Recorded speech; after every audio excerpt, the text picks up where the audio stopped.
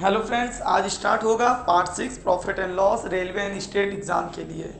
जिसने पार्ट 6 से पहले की वीडियो ना देखी हो, प्लेलिस्ट में जाके सारे वीडियो देख लें।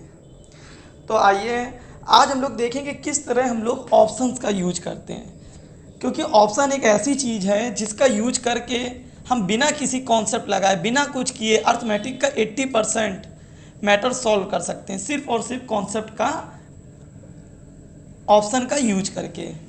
तो आइए देखते हैं इसमें कैसे हम ऑप्शन का यूज कर सकते हैं। लिखा हुआ है, एक वस्तु को 96 रुपीज़ में बेचने पर उस पर होने वाला लाभ का प्रतिशत संख्या में उसके लागत मूल्य के बराबर है, तब क्रय मूल्य बताइए। अच्छा, हमसे पूछ क्या रहा है? क्रय मूल्य।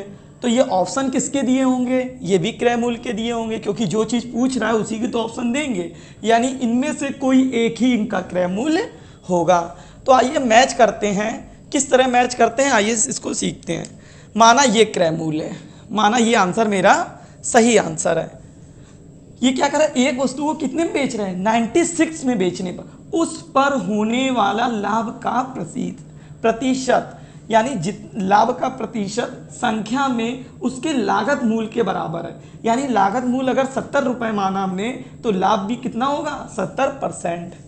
यही तो कह रहा है, लाभ का प्रतिशत संख्या में उसके लागत मूल्य के बराबर है। तो ठीक है, देखते हैं अगर ये ऑप्शन सही है कि नहीं। अगर लागत मूल्य वाकई 70 रुपये है, तो उस पर लाभ भी कितने % हो रहा होगा? 70%। अब 70 की चीज़ लाए, उसमें 70% आपने कमाए, तो कितने रुपए कमाए? 49 रुपये।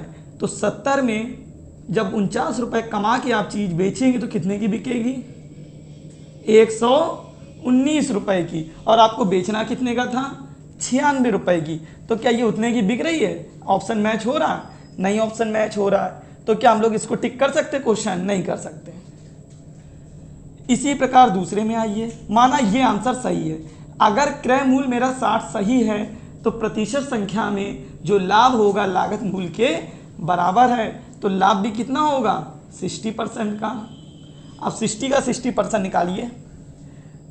10% 6, तो 60% 36। और 60 में अगर आप 36 को जोड़ेंगे, क्योंकि लाभ लेके बेचना है ना, ये तो लागत हो गई, ये लाभ हो गया, तो कितने का बिकेगा? 96 का। तो यही मेरा क्या हो जाएगा? आंसर हो जाएगा। समझ में आया? अगर आप 90 लेते बाई चांस, तो प्रॉफिट कितना होता? 90%। और 90 का 90% कितना होता है? 81। तो 90 की चीज़ है, इसमें 81 कमाओगे, देखिए कितना निकलता है? 9 8 17, 171। और लाना कितना था? 96। तो ये भी नहीं होता, इसी तरह ये भी नहीं होगा। तो आपको समझ में आया इसको किस तरह करना है? इस तरह हमको सॉल्व करना है। समझ में आ गया? तो आंसर कौन सा सही होगा? 60 आंसर सही हो जाएगा। इसी प्रकार क्वेश्चन नंबर दूसरा देखिए, किसी वस्तु को 144 रुपीज़ में बेचने पर उस पर होने वाले लाभ का प्रतिशत उसके लागत मूल्य के बराबर है। यानी जो लाभ का परसेंटेज है किसके बराबर है? लागत मूल्य के बराबर है। तब सीपी बताइए। सबसे अच्छा इसका मेथड है, आप किससे करिए? ऑप्शन से। और बाई चांस आप चाहते हैं हम ऑप्शन से नहीं लगाना चाहते हैं, तो उसका एक मेथड है, लेकिन वो बड़े बड़े जब आपको ये थोड़ा बड़ा कर देगा तो दिक्कत होने लगेगी। जब 90 की जगह 960 कर देगा, या कोई भी बड़ी चीज़ कर देगा। वैसे छोटी चीज़ के लिए कॉन्सेप्ट देख लीजिए, 96 लिखा है, इसको इसके दो ऐसे गुणनखंड तोड़िए जिनका अंतर में 4 निकले, सॉरी अंतर में घटाने पर 10 आए। जैसे कितना लिखा? 96। दो इसके ऐसे मल्टीपल बताइए जिनका अंतर कितना है? 10। तो आपको डायरेक्ट मन में निकालना पड़ेगा 16 × 6। 16 छक्का कितना होता है? 96। देखिए गुणा करने पर वही 96 आ रहा है। और जब इनका अंतर निकालेंगे तो कितना आ जाएगा? 10। जब ऐसे आप फैक्टर कर लीजिए, तो जो छोटी संख्या आए उसके आगे बढ़ा दीजिए 0, वही आपका आंसर हो जाएगा। समझ में आया? उसी प्रकार इसका अगर डायरेक्ट आंसर करना चाहो तो कितना आएगा? 144 लिखा है। 144 को आप ब्रेक करिए, ऐसा ब्रेक करिए कि ये गुणा करने पर वही आए और उनके बीच का अंतर 10 आए। तो डायरेक्ट आपको आना चाहिए 18 × 8। देखिए गुणा करने पे आएगा 144, और उनके बीच का अंतर भी कितना आएगा? 10। तो जो छोटी संख्या लिखी है उसी के आगे 0 बढ़ा दीजिए, वो मेरा आंसर हो जाएगा। ये तरीका हो गया। आप तरीका इसका यूज नहीं करना चाहते, सिंपल सा ऑप्शन लगा लीजिए। ऑप्शन में देखिए, आप चीज़ कितने की लाई थी, माना 90 रुपए की, तो प्रॉफिट भी कितना हो रहा होगा 90%। और 90 का 90% आएगा 81, और 90 में 81 जोड़ें क्या 144 मिलेगा, नहीं मिलेगा, तो ये ऑप्शन नहीं हो सकता। 80 वाला देखिए, 80 का 80% निकालिए, कितना आएगा 80 का 80% 64, और 80 में 64 जैसे जोड़ेंगे कितना आ जाएगा 144, तो मेरा आंसर क्या हो जाएगा सीधे 80 वाला। तो सबसे बेस्ट मेथड है इनको ऑप्शन से करना। इसी प्रकार देखिए, ये तो अभी हो रहा था लाभ। जब आपको हानि होगी तो हमेशा दो ऑप्शन पॉसिबल होंगे। लाभ में एक ही ऑप्शन होगा, लेकिन हानि में कितने होंगे, दो। इसको भी हम लोग अगर ऑप्शन से करें तो बड़ा इजीली हो जाएगा। जैसे हम देखते हैं, एक वस्तु को 21 रुपए में बेचने पर उस पर होने वाली हानि का जो प्रतिशत है उसके लागत मूल्य के बराबर है। तो यानी अगर माना हमने ये दोनों ऑप्शन सही हुए, एक ऑप्शन है, दो वैल्यू सही हो सकती हैं इसमें।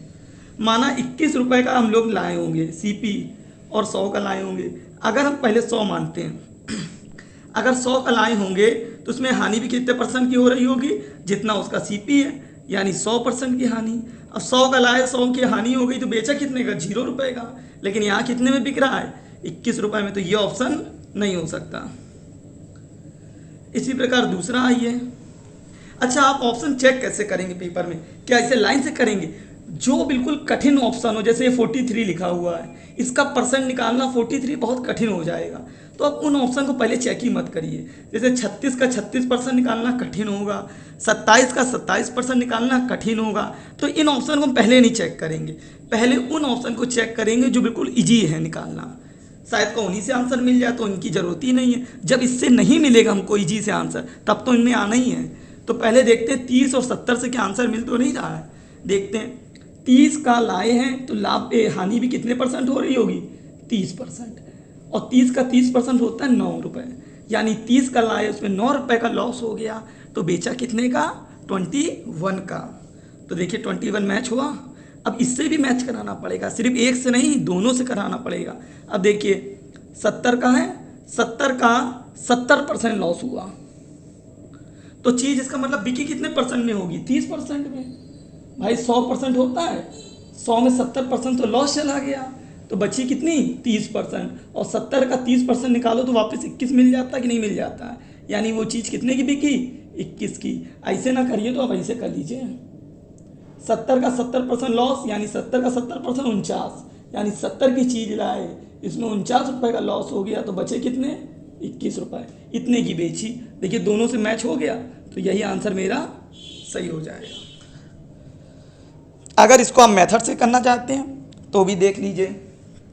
इसमें क्या था, दो ऐसे मल्टीपल बनाने थे जिनका मल्टीप्लाई करने पर चीज़ वही आए और उनका अंतर 10 हो। और हानि वाले में थोड़ा सा उल्टा है, मल्टीपल करने पे आए तो 21 ही, लेकिन उनका अंतर नहीं, उनका जोड़ 10 के बराबर हो। जैसे 21 में 2 मल्टीप्लाई करिए, ऐसा मल्टीपल बनाइए जिनका मल्टीप्लाई करने पे 21 आए और उनको जोड़ने पे 10 आए, तो क्या हो जाएगा 3 और 7, 3 सत्ते 21, और देखिए जोड़ो तो कितना आ रहा है 10, और लाभ वाले में हमेशा घटा अंतर देखा जाता 10 का, और यहाँ योग देखा जाता 10 का। तो जब 3 और 7 आ गए, दोनों में 0 बढ़ा लीजिए, तो दोनों आंसर आपके ठीक हो जाएंगे। समझ में आया? ये आपका डायरेक्ट मेथड हो जाएगा। अगला देखिए, एक वस्तु को 24 रुपए में बेचने में, अब 24 लिखा है, बताइए इसका कौन सा होगा जिसका जोड़ भी हो 10 और गुणा करने पे आए 24। तो नॉर्मल सी बात है, आप कहेंगे 6 × 4, 6 छक्को 24, और जोड़ो तो 10 हो रहा है, 6 और 4 10, तो दोनों के आगे आप 0 बढ़ा लीजिए और दोनों ही आंसर आपके सही हो जाएंगे, 60 और 40। आंसर से मैच कराना तो भी करा लीजिए। 40 का लाए हैं, इस पे कितने % नुकसान होगा 40%, यानी 40 का 40% नुकसान हो गया, तो चीज़ बची हुई बिकी कितने % की 60% की, और 40 का 60% कितना होता है 24। इसी प्रकार 60 का देख लीजिए, 40% तो लॉस में चला गया, तो बचे हुए कितने परसेंट की चीज़ बिकी? 60% की। और 60 का 60% कितना होता है? सॉरी, 60 की लाए हैं तो उस पर लॉस कितने होगा? 60%। जितना लागत उतने परसेंट लॉस। 60 का लाए तो 60% लॉस, तो बच्चा कितना परसेंट? 40%। इतने की तो बिकी होगी बचेगी। और 60 का 40% कितना होता है? 24। तो इस तरह ऑप्शन से हो जाएगा। तो आपको समझ में आया? अगर किसी को कुछ भी ना समझ में आया हो तो प्लीज़ कमेंट बॉक्स में लिख दीजिए जो भी आपको प्रॉब्लम हो। प्लीज़ चैनल को ज़्यादा से ज़्यादा लाइक करिए, सब्सक्राइब करिए